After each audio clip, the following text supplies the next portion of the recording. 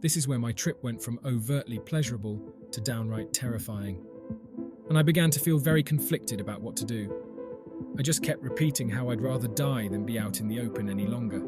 And slowly this statement turned from hyperbole to an actual thought.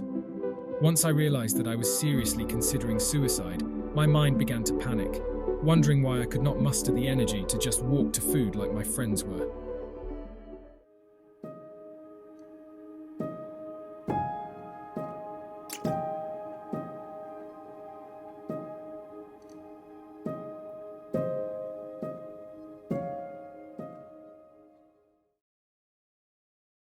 This story that I'm about to share took place not too long ago. I wanted to write about it as soon as possible because the experience is very fresh in my mind.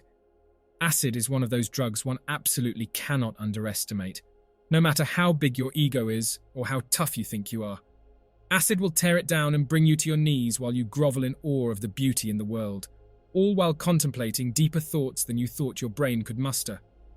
And while acid, for the most part, is a wonderful drug that enhances the subconscious to new dimensional levels, if the right precautions are not taken, the substance can turn on you and make the world dark, twisted, and terrifying.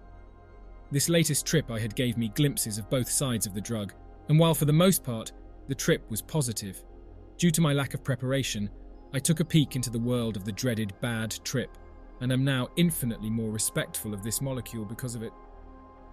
My experience began when my buddy Kay got a text from his acid dealer that he had just gotten a new shipment of tabs to his house off the deep web.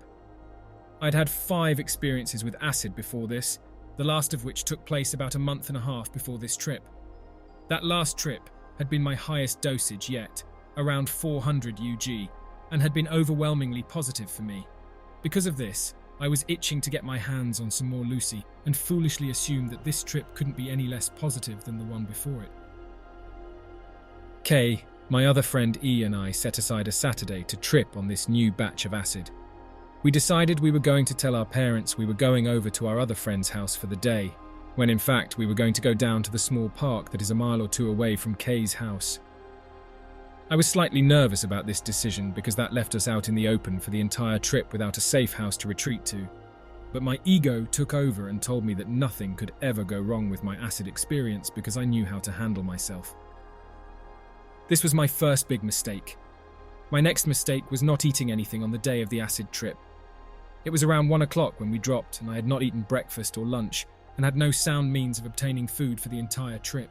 Not believing this would be a factor, I decided it wasn't a big deal. We hopped in my car, which was parked outside of the park by Kay's house, then decided to take a walk to the beach and come up there. We each took 2 tabs. This was less than my previous acid trip, which was extremely positive, so I thought I could handle this just fine. Around the 45-minute to an hour mark, we began to feel the first effects of our 8-hour endeavour. It started off with a very heavy body load, and all of the colours around me looking very bright and HD. I'm really not a fan of the acid body load, and began to feel very weighed down. Feelings of anxiety crept into my mind, because the body load began to become so intense I could not physically stand upright any longer. I asked my buddies if they minded sitting down for this reason, and they happily obliged. We took a seat on a grassy hill that overlooked the bay and put on some tunes. This was when the hard visuals began to kick in. I remember looking at a tree in the distance that seemed to be swaying in the wind. Only there was no wind. The tree was swirling and moving all around almost as if it was alive. I soon began to realize all of the plants around me were doing the same thing, swirling and swaying in counterclockwise circles. Then my whole visual plane began to move like my vision was a television screen. Someone was rocking up and down and side to side. Fortunately, when the visuals began, the body load subsided, and I was able to stand on my feet again. That was when we decided to start walking. Acid gives me an incredible amount of energy, and our walk soon turned into more of a hike. We walked down this very long path for what seemed like 10 minutes, but in reality, it was more like an hour. All the while, my visuals were getting more and more intense. I began to see hovering shapes above the path we were walking on, and people who walked past us looked the same size 100 yards away as opposed to right next to me. The trip so far had been a blast. I was fully enjoying myself and was loving the beauty of the world and all of the insightful thoughts I was thinking. I remember talking intensely about how all of human warfare has just been the perfection of the sharpened stick, and how human progression was absolutely astounding. We stopped at another part of the beach and my buddies decided to smoke a spliff. I decided to not partake in this because I sometimes get bad anxiety after smoking cannabis and did not want to ruin my experience with the Lucy. As my friends were smoking, I began to feel funny, but I could not quite put my finger on what was wrong. It took me a long while to realize what I was feeling was hunger, and that I really needed to get some food into my system. I told E and K this, and since they had just smoked some cannabis, decided that they probably wanted food as well. We decided the best place to get food was at our friend's house where we told our parents we were going to be, and we began the very long walk to his place. We had reached his street when I had the thought that maybe we should call him and warn him we were going to come over before we just showed up unannounced tripping major balls, and I dialed his cell. I vividly remember the numbers on my phone appearing to be three-dimensional and floating around the screen like sailboats in a pond. Somehow I managed to call him and told him we needed to come over to grab some food, to which he responded that under no circumstances were we allowed to come over because he did not want us tripping balls at his house. While this is a semi-reasonable thing for him to say, especially if his parents were home, Acid Me took that rejection very, very badly and felt terrible that I'd even called to ask him to come over. This is where my trip went from overtly pleasurable to downright terrifying. We were stuck. If we went back the way we came, we would not have food, and if we went to the nearest store that had food, we would have to walk another mile or so on major busy streets to get there. Neither of these prospects enthused me, and I began to feel very conflicted about what to do. I decided for the group that we had to get food in our system, as it had now been about 3.5 hours into our trip, and I had not eaten anything all day, and we began the journey to the nearest place to eat. While walking, I began to feel overwhelmingly lethargic. My legs wanted to give out. I was sweating and my head began to pound. I kept telling my friends how much this walk sucked and how I did not want to continue, but they reminded me that we had to get food and we couldn't just stop in the middle of the street. While I knew that we couldn't stop, I kept complaining aloud to my buddies, saying that I'd rather get hit by a car than walk any longer and that I'd kill to take a shower. E and K kept telling me to stop complaining and to just go with the flow, but I physically couldn't bring myself to do it. I just kept repeating how I'd rather die than be out in the open any longer. And slowly this statement turned from hyperbole to an actual thought. Once I realized that I was seriously considering suicide, my mind began to panic, wondering why I could not muster the energy to just walk to food like my friends were. At around the same time, the cars that were around us began to sound like jet engines, and the smell of exhaust and dirt overwhelmingly filled my nostrils. I also began to feel incredibly trapped out in the world, and I began to panic over the fact that we did not have a house to retreat to, and I was going to have to wait out the rest of this trip in the dirty, nasty city. Finally, we reached a place to eat.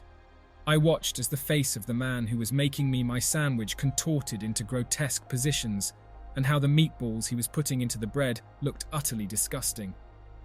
I got my food as fast as I could and walked out the door. I had to beg my friends who wanted to sit down in the store because all I wanted to do was get back to the beach where we first began to trip. I started to have paranoid thoughts about my friends, and I thought that they were talking about me behind my back, whispering about how I couldn't handle my drugs and how they wished I would just leave. This of course was not true, but my paranoid drugged-up mind began to resent my two best friends, a feeling which terrified and deeply saddened me. Waves of depression started to wash over my psyche. I have struggled with depression in the past, and this felt like that times 10. I thought my only friends hated me, and that I was going to die alone with no connection to anyone in the world. I wanted to go home so badly, and deeply contemplated calling my parents to pick me up, a thought that I hated to even think about. This was when I started to have my first dark visuals. Faces on posters and people on the street began to look like skulls, and I kept thinking that there were bees flying around my ears. I also began to feel as if I was badly sunburnt to the point that my face was swollen. I felt ugly and unpresentable to the world, and that everybody was looking at me and judging me. I took maybe 2 bites of my sandwich and then threw it away. I tried to focus on my breathing and continue walking towards the beach, but it was an almost impossible task. But somehow, I made it back to the beach where we first started coming up on acid in one piece, and once I was back away from the peering eyes of sober people, off the streets with all of the deafening cars, and with a little bit of food in my stomach, my trip began to ebb back into a positive light. This would not have been possible without the help of my two wonderful friends, who, when realizing that I was under serious stress, talked to me and kept me calm on the walk back, trying to reassure me that everything was going to be fine and that it would soon be over. This is something I am immensely grateful for. This terrible aspect of the trip, which was the worst thing I had ever experienced at the time, when looking back on it now, has taught me a couple of very valuable lessons. Number one is to not underestimate the power acid can have over my psyche. Once the molecule takes hold, I am no longer in control, and the drug will take me wherever it wants to take me. Number two is to always have a place to retreat to if the trip becomes too intense. The lack of a safe house caused my drugged brain to believe I had no place in the world, and that I was going to be stuck outside forever. And finally, I learned that you gotta eat some damn food before you trip. Your body will forget while you're tripping, and you won't understand why you're so tired midway through. We were walking for probably over half of this trip, and my legs by the end of the day ached worse than they ever had before. This is the only time in my experiences with Lucy that a negative side has emerged, but looking back on it, it was exactly what I needed. I now realize what I need to do in order to ensure a fully positive trip, and it checked my ego, not only with dropping acid, but my life in general as well. I wanted to share this story not only to entertain, but in hopes that if others hear about it, they can take something away from my experience and apply it to their own trips in order to make sure nothing unexpected happens.